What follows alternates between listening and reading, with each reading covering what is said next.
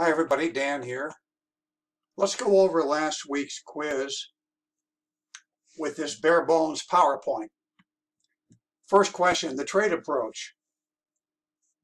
The best answer really is emphasizes leader personality. That is the best answer. However, if you chose A and C, I gave you full credit for it because the book is a little contradictory in that respect, but C is the best answer. It doesn't lay out a trait approach does not lay out a set of hypotheses about leadership. And as I say, A and C, C being the best. Trait research. Well, trait research does not link traits to outcomes, nor does it provide useful data for training and development. The answer is this and this only. Shows that successful leaders tend to have certain identified traits.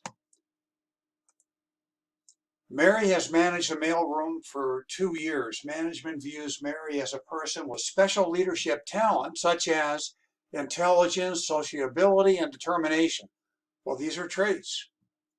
They're not attributes. I made that up. They're not styles.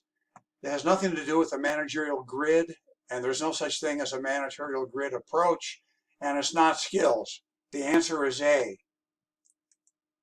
Emotional intelligence includes our ability to perceive and express emotions, use emotions to facilitate thinking, reason and understand emotions, and this is probably the most important one, manage our own emotions.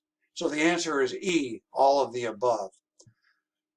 5, social intelligence includes our ability to engage in appropriate public behavior, behaving appropriately in front of your followers or your managers, and self-monitoring.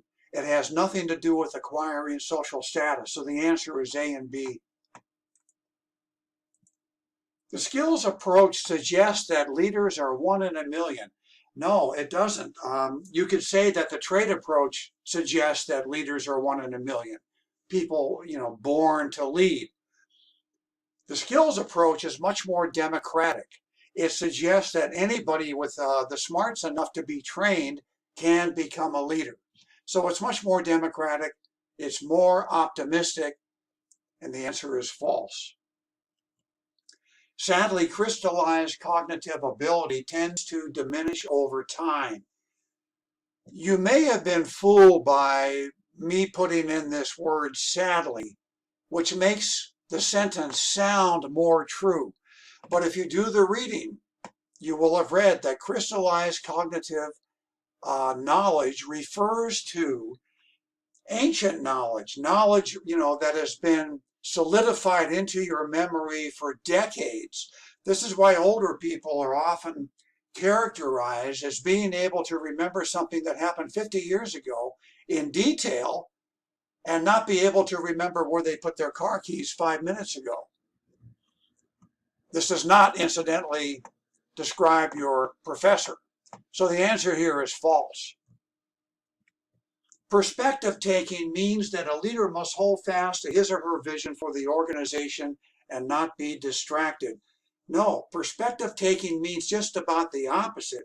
It means that a leader is able to appreciate and solicit and understand the perspective of his or her followers.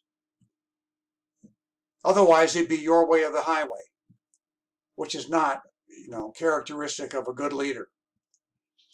The social judgment skills theory suggests that leaders should not be afraid to pass judgment on the social activities of his or her followers. That is false. Social judgment skills theory refers to your ability to see how your theories and your visions and your policies will fit in with the social environment of your workplace. So it's very akin to emotional intelligence. Of the 4 attributes listed under the skills model, which one is most associated with trait theory? Personality has to be the answer. Personality traits.